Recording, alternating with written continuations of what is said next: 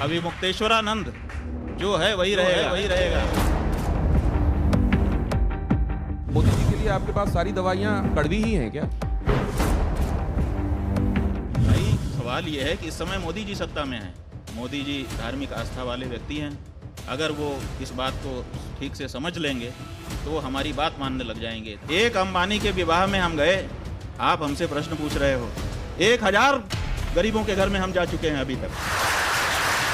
हमारे शास्त्र कहते हैं कि गौ हत्यारे को गोली मारे, है आदेश। उनके शास्त्र में लिखा रहा है कि सबसे उत्तम निवास वो है जहां पर पूरी तरह से इस्लाम हो। तो पूरी तरह से जहां इस्लाम है वहां क्यों नहीं चले जाते हैं? बताओ, गलत बात है ये। पार्टी झूठ नहीं बोलना चाहिए। कोई भी जो बड़ा आदमी है वो झूठ बोलेगा, वो छोटा हो जाएगा।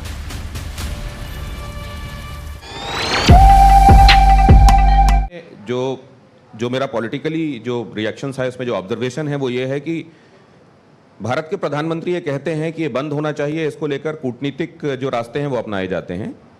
लेकिन विपक्ष के जो नेता हैं उन्होंने गाजा के संदर्भ में ट्वीट किया, लेकिन बांग्लादेश के संदर्भ में हिंदुओं को लेकर उनका वैसा ट्वीट नहीं आया जैसा आना चाहिए। हाँ, नहीं आया क्योंकि उनसे उनको ज़्यादा आशा है। यही तो हम कह रहे हैं कि भारत के जो हिंदू हैं, चूंकि गोलबंद नहीं है, वो ध्रुवीकृत नहीं है, इसीलिए उनके बारे में ज़्यादा उनकी सोच नहीं रहती है।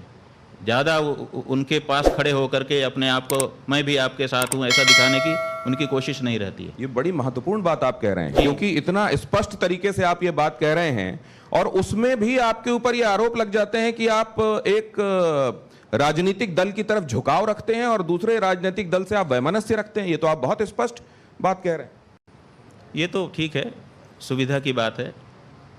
किसी समय जब हमारी बात किसी के पक्ष में होती है तो वो उसको समझता है कि हमारे लिए कह रहे हैं। जब विपक्ष में होती है और जवाब नहीं होता है तो क्या करे, कुछ तो जवाब देना है, तो वो विपक्षी के साथ खड़ा दिखाने की कोशिश करता है। इससे क्या होता है? इससे हम प्रभावित नहीं होते। लेकिन स्वामी जी, अब ये perception is the new form of reality कहते हैं कि आपकी किसी के बारे में क्या विचार, क्या छवि बनी हुई है। 1000 शब्द भी सत्य को असत्य नहीं कर सकते और असत्य को सत्य नहीं कर सकते, इसलिए कोई इसको नहीं बदल सकता। अभी मुक्तेश्वरानंद जो है वही रहेगा। शाबाश। आप इमेज कितने दिन तक बनाओगे? कैसे बनाओगे? इमेज बना करके किसी को आप सिद्ध नहीं कर दोगे कि ये वो है। काई लगती है लेकिन वो छूट भी जाती है। तो इमेज आप यही कर सकते हो। आप कुछ लोग कोशिश कर रहे हैं कि इनको किसी एक सांचे में ढाल दो, क्योंकि सांचे में ढाले बिना लड़ाई हो नहीं सकती है। तो सांचे में डालने की कोशिशें होती हैं। उससे क्या होता है? जब हम गंगा जी का आंदोलन कर रहे थे, मनमोहन सिंह की सरकार थी, तब यही लोग कहते थे कि ये तो भाजपाई है, अब कह रहे हैं कांग्रेसी है। इससे क्या होता है? आपकी इसी बात पर अवनीश जी कुछ कहना चाह रहे? आ रहा हूँ विवेक। एक छोटा सा सवाल ये कि अभी ये बात सच सामने आई कि गोलबंदी नहीं है, हम लोग एक नहीं है, तो क्या इस समय जो भारतवर्ष की राजनीति में जातीय जनगणना की मांग इतनी जोर शोर से उठाई जा रही है, वो क्या और फर्दर हिंदू समाज को विभाजित करने की कोशिश नहीं है क्या? देखिए, जातीय जनगणना का मामला ऐसा है। देखिए, कुछ बातें ऐसी होती हैं कि उसके पीछे भावना क्या है, उस भावना से उसका तात्पर्य निकलता है। भावना क्या है? तो जातीय जनगणना हो, कुछ लोग ये कह रहे हैं, और कुछ लोग वो मतलब एकदम लगे हैं कि किसी हालत में हम तो करा के ही छोड़ेंगे, यहाँ तक कह रहे हैं, ललकार रहे हैं कि देख लेना, हम तो करा के ही छोड़ेंगे। और दूसरे हैं वो कह रहे हैं किसी हालत में नहीं होने देंगे, ये भी देख लेना, नहीं होगी। अब सवाल ये है कि ये जो जातीय जनगणना है, ये कराने से क्या फ़ायदा हो जाएगा और न कराने से कौन सी चीज़ ऐसी है जो नहीं बिगड़ेगी? इसके होने ना होने का देश पर क्या फ़र्क पड़ेगा? कोई विशेष फर्क नहीं पड़ेगा। तो बटोगे तो कटोगे में आप तथ्य देखते हैं, सत्य देखते हैं? देखिए, कौन बांटेगा और कौन काटेगा? राजनेता ही तो बांट रहे हैं और काट रहे हैं, और कौन बांट रहा है, काट रहा है? लोग तो अपने दिन भर की रोजी रोटी जुटाने में समस्या में हैं। ये जो बांटने और काटने की बात है, ये दोनों तरफ से आ रही है। एक तरफ बांटने की बात, एक तरफ काटने की बात। ये जो बांटने काटने की बात है, ये राजनेताओं के उनके कारण आ रही है। लोग अपने जीवन में मतलब लगे हुए हैं, निरत हैं, उनको समय नहीं है इन चीज़ों के लिए, लेकिन फिर उनके दिमाग में बात डाली जाती है कि बटो, फिर दूसरा कहता है बट गए हैं अब कटो। तो ये सब बटो कटो ये दोनों बातें राजनीति हैं, इनका जीवन से उतना लेना देना नहीं। बहुत सारे लोग आपको एंटी मोदी क्यों परसीव करते हैं?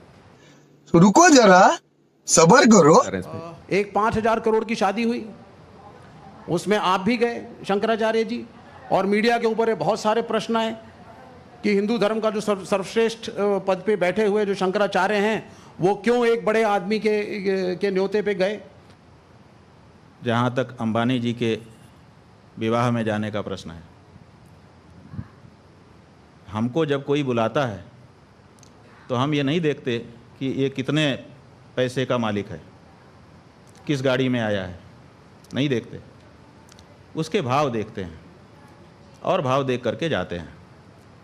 आपको नहीं पता है, हम पूछना चाहते हैं आप मीडिया लोगों से कि जब हम किसी गरीब के घर में जाते हैं, आपके मीडिया वाले कैमरे वहाँ क्यों नहीं होते हैं? बताओ हमको।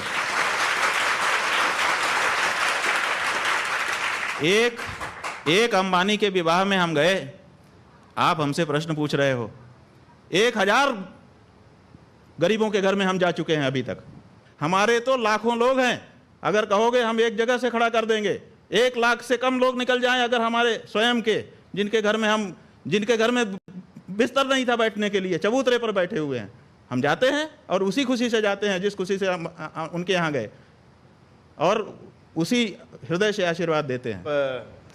सर्वाधिक प्रतिष्ठित पद पर हैं आप, लेकिन संन्यास धर्म करने से पहले, स्वीकार करने से पहले आपका एक पार्टी से संबंध रहा, तो शायद नहीं, हमारा किसी पार्टी से कोई संबंध नहीं रहा। शायद आपने छात्र संघ का चुनाव, हाँ वो ठीक है, वो छात्र संघ का चुनाव लड़ा आपने संपूर्णानंद संस्कृत विश्वविद्यालय में, एक पार्टी से मतलब एक पार्टी की छात्र इकाई के उससे टिकट से लड़ा था। तो ये एक कारण है।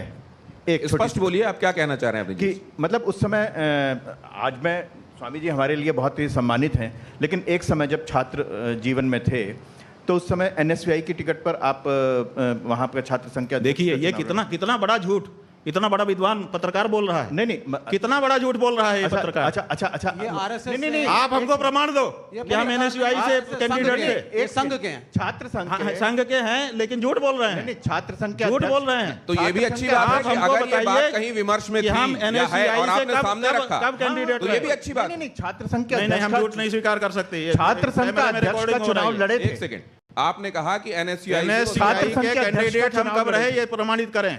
छात्र संघ के अध्यक्ष का नहीं तो माफी मांगे झूठ फैलाने के लिए। छात्र संघ के अध्यक्ष का काम कर रहे हैं, गलत बात है ये। पार्टी झूठ नहीं बोलना चाहिए। एनएसयूआई से कोई भी जो बड़ा आदमी है वो झूठ बोलेगा, वो छोटा हो जाएगा। छात्र संघ, ऐसा मत करिए, आपका हम सम्मान कर रहे हैं। आपने छात्र संघ का चुनाव लड़ा था, मैं ये कह रहा हूँ। भाई छात्र संघ का हमने चुनाव लड़ा था, विद्यार्थी परिषद से लड़ा था। अब बताइए, और विद्यार्थी परिषद का कैंडिडेट था मैं, विद्यार्थी परिषद से मैंने चुनाव लड़ा है। अब बताइए, वो भी एक पार्टी थी ना? ठीक है, पार्टी थी, हम कहाँ, वो भी एक पार्टी थी ना सर? हम तो झूठ बोलने पर आपको कह रहे हैं। नहीं, वो भी एक राजनीतिक दल, ठीक है, राजनीतिक ये तो और भी, क्योंकि विमर्श ये चलाया जा रहा है, आप लोग ये बताते हैं कि ये छात्र इकाई है, राजनीति से इसका कोई लेना देना नहीं। ज्ञानशील एकता परिषद की विशेषता, ज्ञानशील और एकता के लिए हम परिषद में गए थे, राजनीति करने के लिए नहीं गए थे। और आप अगर विद्यार्थी परिषद के ऊपर ये कहते हैं कि वो भी राजनीति की इकाई है, तो आप इसका मतलब कि अभी रहस्य ही नहीं जानते हैं। इसका मतलब कि आप अंदर की बात कर रहे हैं। विद्यार्थी परिषद स्वतंत्र इकाई है और वो छात्रों के बीच में नेतृत्व की भावना के विकास के लिए कार्य करती है। वो किसी दल का पिछलग्गू नहीं है। विद्यार्थी परिषद का कोई अध्यक्ष हो, आप उससे हमारी बात कराइए।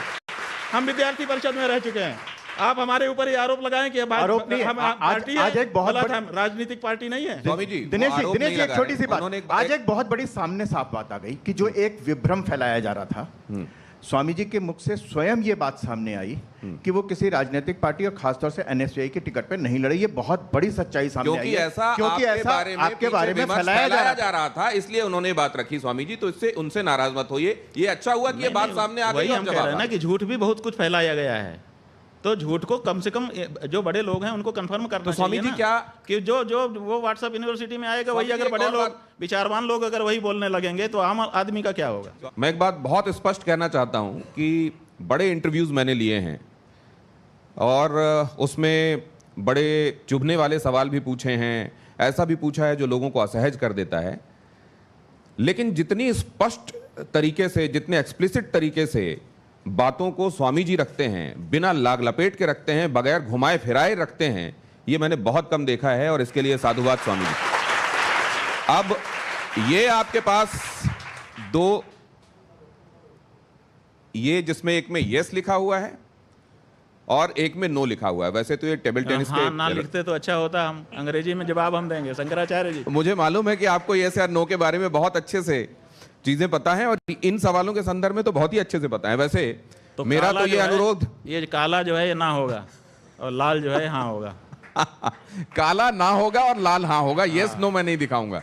शायद ये आंग्ल भाषा की वजह से, अगर ये हिंदी में लिखा होता तो स्वामी जी उसको हाँ या ना के तौर पे दिखाते। ये मुझे मंजूर है क्योंकि टाइम्स नाउ नवभारत है, ये हिंदी का चैनल है, बिल्कुल ठीक है अगर आप यस या नो की जगह हाँ या ना में जवाब देना चाहते हैं। तो ये रैपिड फायर है और वैसे तो मैं अपने मेहमानों से अनुरोध करता हूं कि उनको हाँ या ना में से कोई एक जवाब देना होता है, लेकिन मैं धर्माचार्य से इस समय बात कर रहा हूं तो उनके पास ये सुविधा है कि अगर वो समझते हैं कि ये दोनों नहीं तो दोनों मिला देंगे मिला देंगे। तो मेरा अब ये राउंड शुरू होता है, इसको रैपिड फायर। आप लोगों को मजा आ रहा है ना इस इंटरव्यू में? ये है रैपिड फायर राउंड। इसमें जल्दी जल्दी सवाल पूछे जाते हैं और जल्दी जल्दी उसका उत्तर इसे यस या नो में आता है। पहला तो ये है सोचने का मौका ना हो, ताकि सोचने का मौका सही ना। अंदर जो है वही निकले, ये मतलब। तो पहला सवाल इसमें यह है कि अयोध्या में राम मंदिर बना है, यह सही है या गलत है? अयोध्या में राम मंदिर बना है, यह सही है। मोदी सरकार में हिंदू गर्व से भरा हुआ है, यस या नो? हिंदुओं पर खतरा इस्लामिक कट्टरपंथ से है। रोहिंग्या बांग्लादेशियों को देश से बाहर करना चाहिए। क्या जाति की राजनीति सनातनियों को जोड़ेगी? क्या जाति की राजनीति सनातनियों को जोड़ेगी? अब यहां पे ये रैपिड फायर समाप्त हुआ यस या नो के तौर पर। अब केवल दो नाम हैं, एक है राहुल गांधी और एक है नरेंद्र मोदी।